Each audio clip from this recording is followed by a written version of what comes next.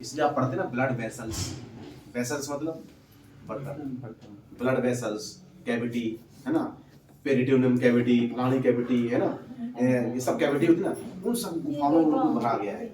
यही फॉर्म एक हमारे इंसान की, उसी फॉर्म, वही फॉर्म किससे मिल रही है हमें? नेचर से। नेचर से मिल रही है। तो यथा ब्रह्मांडे तथा पिंडे, जो आप पूरा यूनिवर्स देख रहे हैं वैसे सेम आपकी बॉडी में घट रहा है। आप एक यूनिवर्स के, आप भी एक स्टार हैं, आप भी एक प्लानेट है, आप भी एक कंप्लीट एक ग्रह, आप भी एक कंप्लीट पृथ्वी है। समझ गए ना? इसलिए यथा ब्रह्मांड, जो आपके ब्रह्मांड में आप देख रहे हैं वो आपके अंदर है। अब क्या आप अपने ब्रह्मांड की यात्रा कर सकते हैं कभी पूरी? कभी नहीं। क्या आप पूरे दुनिया घूम सकते हैं आप? कभी नहीं। तो आप अपने शरीर को भी पूरा जान नहीं सकते। और आदमी कहता है 5 साल पढ़ने के बाद अरे मैं सब जानता हूँ। जो नहीं जाते थे ये है ना, कहते ना 44 लाख योनियां, 84 लाख नहीं, 84 कोस की यात्रा, 9 महीने गर्भ के, 9 महीने 9 देवियां, ये कहाँ से आए? एक नंबरिंग संख्या कहाँ से आई? कहीं ना कहीं उनका लॉजिक है, ये हम सब पढ़ेंगे आपको। तो यही फॉर्म, तो जैसे जिस प्रकार से हमारे शरीर धरती पर नदियां बह रही ना, गंगा जी, जमुना जी, मैन, हमारे अंदर कैरोटिड आर्टरी, ये सब आर्टरियां बह रही हैं, है ना, वेन्स, फिर कोई गंदे नाले से जुड़ के नदियों में जुड़ रहे हैं तो वेन्स सारी जुड़ी हुई हैं।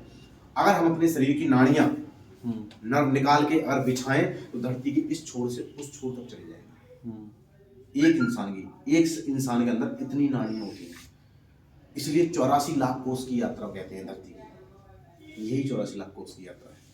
इंसान, हर इंसान अंदर के अंदर 84 लाख कोस की यात्रा, यानी हमारा ब्लड एक बार में जो हार्ट पंप करता है वो 84 लाख कोस की यात्रा करके रिवर्स होता है। बात समझ में आ गई? इसलिए धर्म कहता है 84 लाख कोस की यात्रा। तो इसलिए धर्म जो है हमारा साइंटिफिक है, उनको मालूम था। क्लियर बात हुई? अब वो जो यात्रा है वो हमारी मेरिडियन है। मेरिडियन किसको कहते हैं? रास्ता को, है ना। अब हम बात करेंगे यथा ब्रह्मांड, जो तथा पिंड की बात की, वही शरीर जो, अगर हमने यूनिवर्स को समझ लिया तो आपने अपने शरीर को पढ़ लिया। हमने एक्यूपंक्चर पढ़ना इजी इसलिए हुआ क्योंकि हमने नेचर को समझा।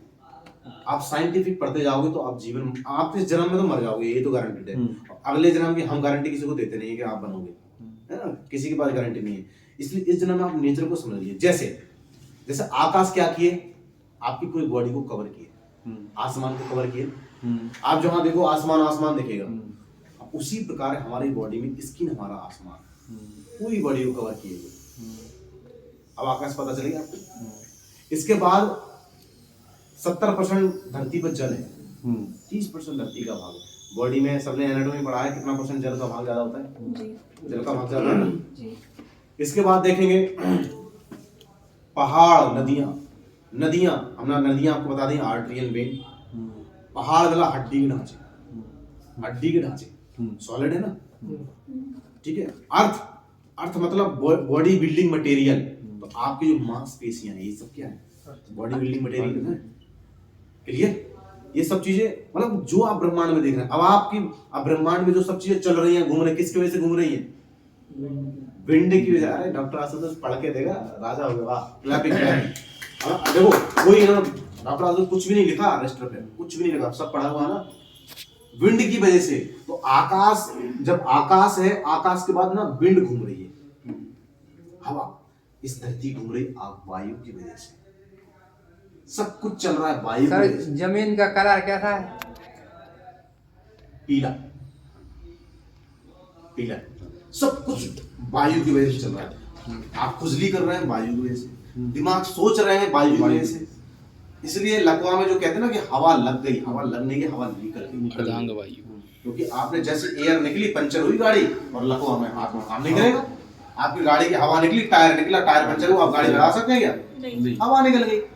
अब मेडिकल भाषा इसको बढ़ा चढ़ा के बोलता जी कोमा में गया जी, फलाना ठिकाना हुआ जी, हम तो कोमा के कहीं बाहर निकाल के लाए जी, ये सब भूल जाइए। इसलिए वायु एलिमेंट को समझिए।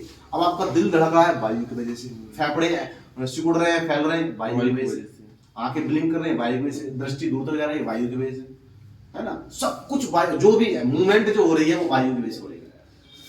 अब ये बताइए आप, जब ये वायु प्रचंड रूप में आ जाती है, तूफान आ जाता है ना, तूफान आता है, और तूफान क्या करता है? सब तहस नहस, सब कुछ तोड़ देता है, अर्थ को तोड़ देता है, अर्थ को मिटा देता है।